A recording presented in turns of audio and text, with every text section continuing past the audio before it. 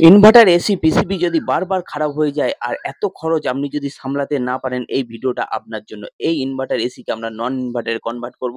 আর কি করে করতে হয় সেটা দেখতে গেলে আমার সম্পূর্ণ ভিডিওটা দেখতে হবে। চলুন একবার দেখে আসি। হ্যালো বন্ধুরা, আশা করি আপনারা সবাই ভালো আছেন, সুস্থ আছেন। আজকে যে ভিডিওটা দেখাবো এই ভিডিওটা হচ্ছে ইনভার্টার এসিকে নন ইনভার্টারে কনভার্ট করব। এই যে এসিটা দেখতে পাচ্ছেন এটা হচ্ছে ডাইকিং ব্র্যান্ড কোম্পানি ইনভার্টার এসি।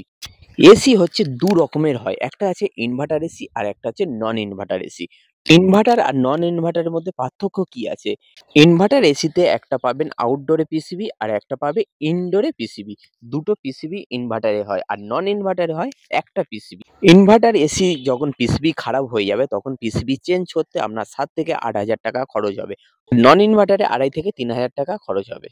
আর এই ইনভার্টার এসিটাকে আমরা নন ইনভার্টার করব। কেন করব? এই এসিটার বয়স হচ্ছে মাত্র ৫ বছর বয়স। ৫ বছরে ২ বছর ভালো চলেছে আর ৩ বছর ব্রেকডাউনে চলেছে। মানে কোম্পানি ২ বার পিসিবি চেঞ্জ করেছে আর আমি রিপেয়ার করেছি ২ বার। এই ভিডিওটা খুব হেল্পফুল হতে চলেছে। কেউ স্কিপ করবেন না, শুরু থেকে শেষ পর্যন্ত দেখবেন। চলুন শুরু করা যাক। Daikin inverter AC R32 gas, আর এখানটা আছে সিরিয়াল নাম্বার, মডেল নাম্বার, পুরো ফুল ডিটেইলস এর মধ্যে আছে।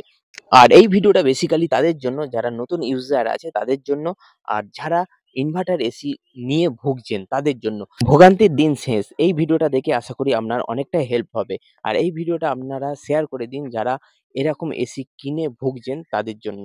আমরা আউটডোর ইউনিটে কি চেঞ্জ করব সেইটা আপনারা ধৈর্য ধরে দেখবেন। আর আউটডোরে যে পিসিবি আছে সব পিসিবি দেখতে পাচ্ছেন, সমস্ত যা কানেক্টর ছিল সব আমরা খুলে ফেলছি। মানে এই পিসিবি আর কোনো দরকার নেই। দেখুন এই যে পিসিবিটা আছে এই পিসিবি কিন্তু খারাপ হলে অনেক টাকা খরচা হয়। তাই এই পিসিবি আর কোনো দরকার নেই। তাই জন্য আমরা ছুঁড়ে ফেলে দিলাম। আর চলবে না।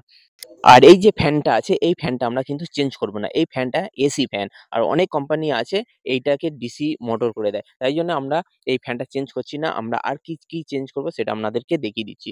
তা ১ম এ আমরা যে মধ্যিখানে যে গার্ডটা আছে এই গার্ডটা আমরা খুলে দিলাম। এবার আমরা কম্প্রেসারটা কেটে ফেলবো। তো কম্প্রেসারটা কাটার সময় এর মধ্যে যে গ্যাস আছে সেই গ্যাসগুলো আমরা আগে বার করে দিচ্ছি। আর এর মধ্যে যে ওয়্যারগুলো আছে একটা ডাইরেক্ট লাইন, একটা ইনডোরে লাইন গেছে। আর এই এতগুলো তার আমাদের দরকার হবে না, তাই আমরা তারগুলোও খুলে ফেলে দিলাম।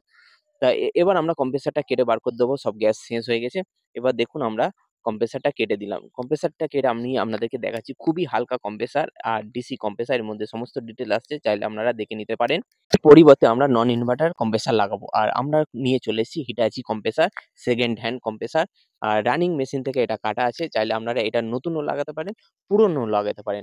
আর এই কম্প্রেসার যদি আমরা চেঞ্জ করতে হয় এর গ্যাসও চেঞ্জ করতে হবে। আর এটা সেটিং করতে গেলে কিছু পাইপও আমাদের ঘোরাতে হবে, চেঞ্জও করতে হতে পারে। চলুন দেখানো যাক। এই যে কম্প্রেসারটা এখানটা আমরা লাগাবো, এর যে আগে যে পায়াতে লাগানো ছিল ওই পায়াতে আমাদের লাগছে না, তাই জন্য আমরা এগুলো খুলে দিলাম। কম্প্রেসারটা বড় বলে আমাদের আলাদা করে লেগ বানাতে হচ্ছে। আর লেগ বানাতে গেলে আমাদের আলাদা করে ড্রিলিং করে ফুটো করে নিয়ে তারপর এটা আমরা আলাদা করে নাট স্ক্রু করে লাগাতে হবে। তো দেখতে পাচ্ছেন আমরা আলাদা করে এরকম ফুটো করে নিচ্ছি। তো আপনাদের এরকম অসুবিধা হলে আপনারা এরকম করে নেবেন। এমনি কম্প্রেসার বসাবেন না। এই যখন ভাইব্রেশন হবে তখন পাইপ টাইপ ছেড়ে ভেঙে লিক হয়ে যেতে পারে। তো আমরা তাই জন্যে পুরো সিস্টেমটাই আমরা চেঞ্জ করে দিচ্ছি। দেখতে পাচ্ছেন আমরা ৩ টেই নাট বোল্ট এর মধ্যে লাগিয়ে দিচ্ছি। দেখুন ভালো করে টাইট দিয়ে দিচ্ছি রাবার দিয়ে। একবার নাড়িয়ে দেখে নেবেন যে ঠিকঠাক বসেছে কিনা। এই যত পাইপ লাইন আছে এগুলো সেকশন আর ডিসচার্জের যে পাইপগুলো আছে এই পাইপগুলো আমরা চেঞ্জ করব। কেন চেঞ্জ করব? আগে যে কম্প্রেসার ছিল সেই কম্প্রেসারের জন্য সরু পাইপ ছিল। এটা যেমন 3/8 পাইপ ছিল, এখন এটা 3/8 পাইপ লাগবে না। এই পাইপটা চেঞ্জ করে আমরা এখানটায় 1/2 ইঞ্চি পাইপ দেবো। তো দেখতে পাচ্ছেন যে 1/2 ইঞ্চি ভাল্বের সাথে আমাদের কম্প্রেসারের সাথে যে কানেক্ট হবে ওইটা কিন্তু 1/2 ইঞ্চি পাইপ লাগবে।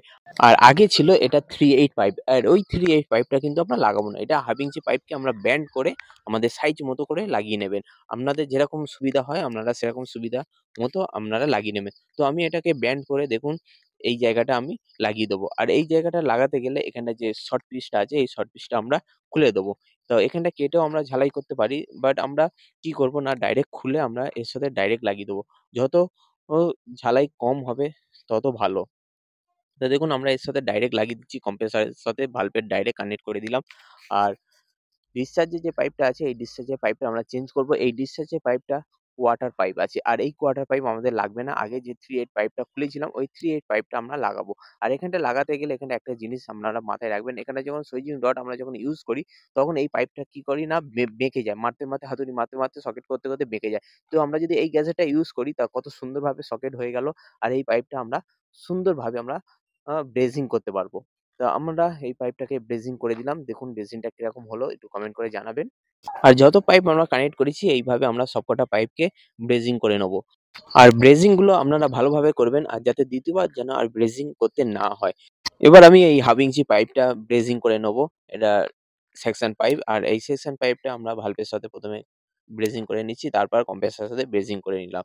আর ব্রেজিং করা হয়ে যাওয়ার পর এগুলো কিন্তু আপনারা ভালোভাবে চেকিং করে নেবেন যাতে লিকেজ না করে। তো আমাদের ব্রেজিং হয়ে গেল। আর আপনারা দেখুন যে ব্রেজিং গুলো কিরকম হয়েছে। একদম পারফেক্ট হয়েছে, একদম খুব ফার্স্ট ক্লাস ব্রেজিং হয়েছে। তো আপনারা দেখে কমেন্ট করে বলতে পারবেন যে ব্রেজিং গুলো কিরকম হলো। তো আমাদের কম্প্রেসারে কাজ হয়ে গেল। এবার আমরা কম্প্রেসারে যে গার্ড আছে কম্প্রেসারের গার্ডটা আমরা স্ক্রু করে আমরা লাগিয়ে দিচ্ছি। আর সাইডে গার্ডগুলো আমরাও লাগিয়ে দিচ্ছি, দেখুন সাইডের গার্ডগুলো লাগানো হয়ে যাওয়ার পর এবার আমি একটা জিনিস আপনাদেরকে দেখাবো। দেখুন এই যে লেগটা, এই লেগটা আমরা নন ইনভার্টারের লেগ, কিন্তু এই লেগটা আমরা এই ইনভার্টারে লাগাচ্ছি।